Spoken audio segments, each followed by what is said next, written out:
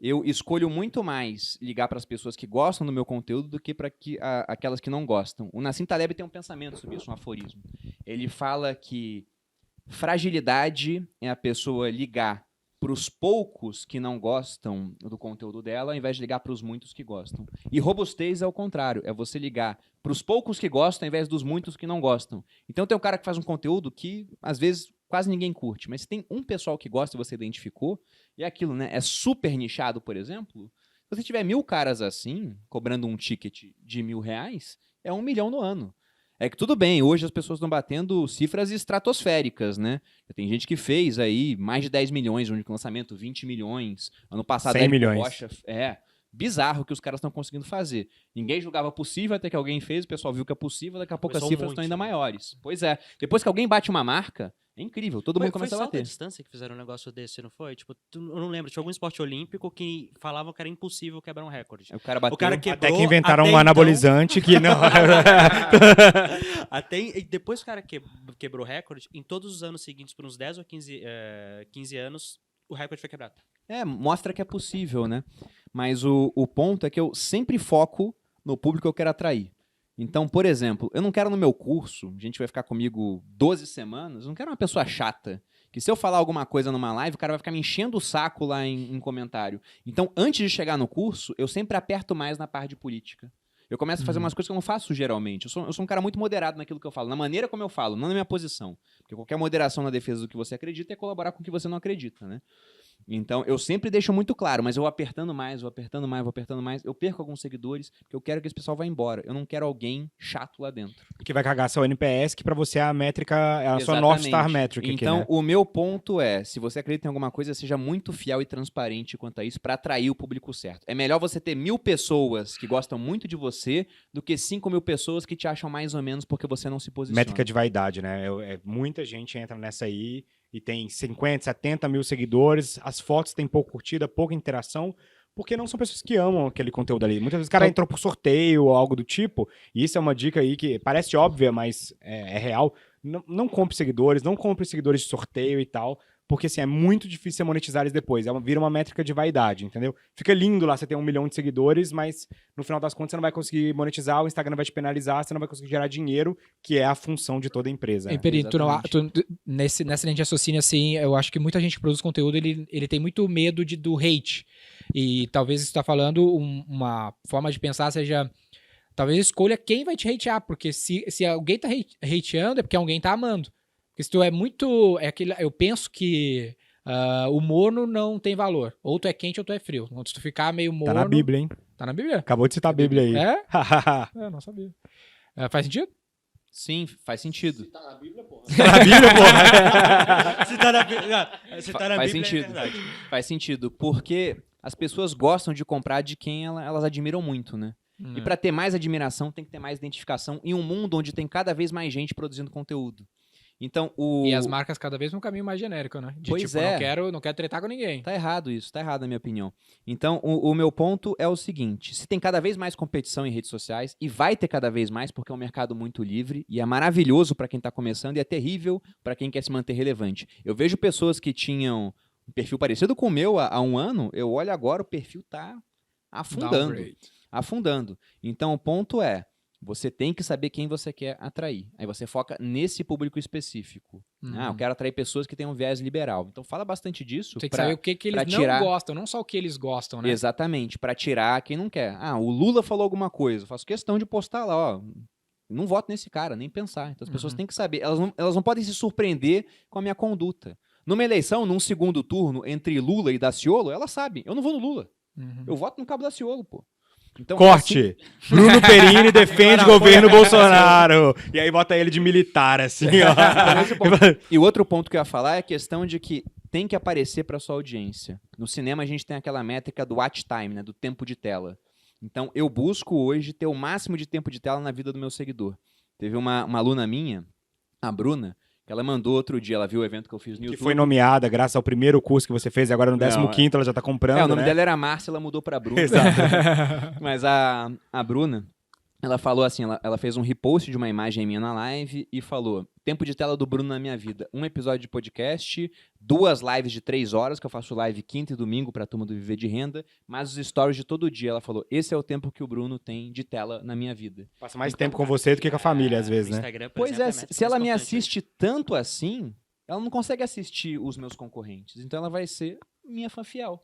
E quando você abre mão de fazer conteúdo, tem um mar de concorrência fazendo. E se você está começando agora, Isso, o teu insight. seguidor não tem o hábito de te assistir. E o Pô, ponto foi é que uma se ele baita não tem o sacada essa. hábito, tem uma frase que eu gosto muito que diz o seguinte: o seu comportamento muda mais rápido do que a média do seu comportamento. Você pega, por exemplo, o cara que não malha há 10 anos, ele começa a malhar durante 21 dias. Criou o hábito, né? Se eu fosse apostar, no ano que vem, pra mim, ele não vai estar malhando, porque são 10 anos sem malhar contra 21 dias malhando. Ou seja, o comportamento dele mudou, mas a média do comportamento tá quase igual, porque são 21 dias em 10 anos. Se você cria o Animal. hábito do teu seguidor te ver durante 2 anos, você pode se dar o luxo de sumir durante um tempo. Porque ele pode começar a ver outras pessoas naquele dia, mas a média do comportamento dele é te assistir. Esse cara deve voltar. Mas pra isso é criar hábito. E hábito não se cria em 21 dias. O pessoal Tem um- interpretou errado o que o livro falava. Só Tem um detalhe. uma sacada só que eu falar. Eu tava numa reunião outro dia com o Joel e com o Nigro, e a gente tá falando de growth, né? E aí alguém soltou tu a não falou ainda sacada. a novidade, né? Vai falar quando? Não, vou contar no final. E aí no final da. Vai ser aqueles episódios de 2 episódios. Vai ser 2 episódios. Eu tava já prevendo isso pra gente poder não precisar de gravar mais um. Mas o que ele falou assim, growth é ocupar espaços vazios, é pegar ali onde o concorrente não tá se posicionando e crescer naquele lugar. E aí você tá abrindo um Tua TikTok... margem de oportunidade. Tua margem de oportunidade. Você abre um TikTok é isso, né? Você não tá dando a margem pra algum outro influencer dominar aquele castelo ali. Então você tá criando o seu castelo ali e tá protegendo ele e produzindo conteúdo. Porque a partir do momento que você para de fazer isso, para de ocupar o espaço, alguém ocupa. Então, por exemplo, se você é um lojista e tem uma loja física e uma nova rua começa a ser um ponto comercial, às vezes abrir uma loja ali não é só para você aumentar o seu faturamento, que é lógico que é bom, mas também para ocupar um espaço vazio antes que alguém ocupe e tome o seu moat principal ali, né? Exatamente. A gente vê isso em mercado de bairro, né? Cada Exato. esquina vai ter um mercadinho, porque se o cara não abre, o concorrente tá O abrindo. concorrente abre. É. O que a gente faz na V4, que de certa forma é um pouco desse lance do watch time, tentar ficar presente, é o lance do logo da foto que quem trabalha na V4 tem, que é uma foto com fundo sempre igual, vermelhão, com V4 atrás.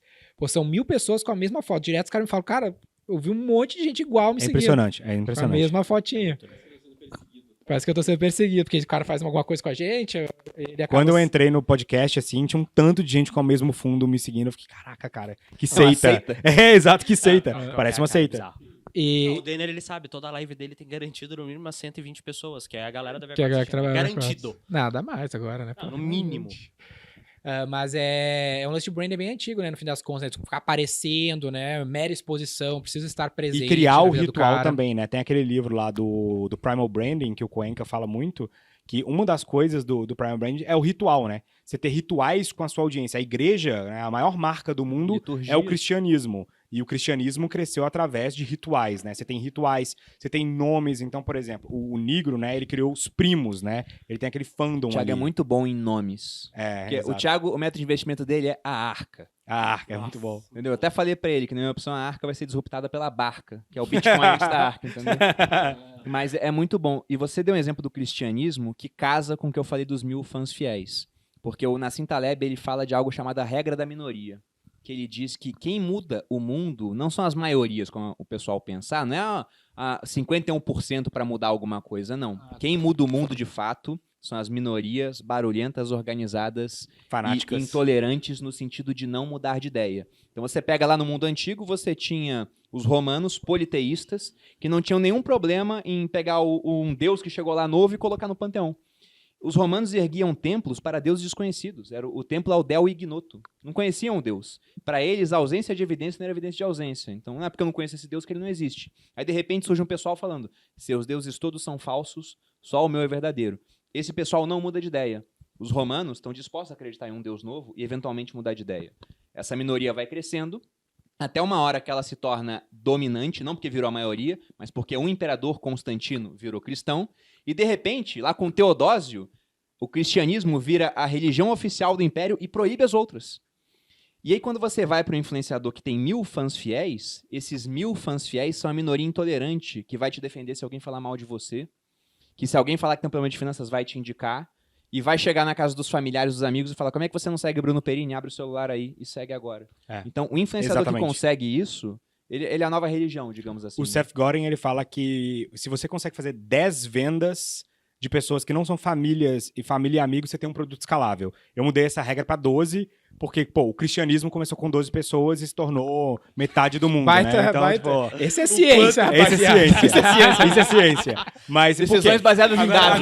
mas pensa só, o cristianismo... verdade, o quanto que foi... Pô, eu acho que é legal essa explicação. Não, mas é Ele está isso. há 2000 Porque anos, o cristianismo... Então, mas Só é pra isso. falar Mas que é olha, só dele, dominou metade do mundo, entendeu? Então, assim, eu tava até... Eu não lembro que livro que foi, mas que falava isso. Acho que foi naquele The Faceless Hero, O Herói de Mil Faces. Que ele fala sobre isso, né? A maior marca da história é o cristianismo. Exato, a maior marca do mundo é o cristianismo. E ele tem todas alguns checklists ali que você vê que são bons pra uma marca, né? No Lógica do Consumo ele fala a mesma coisa. No Martin Lindstrom lá, eles pegam todas as pontinhas da igreja.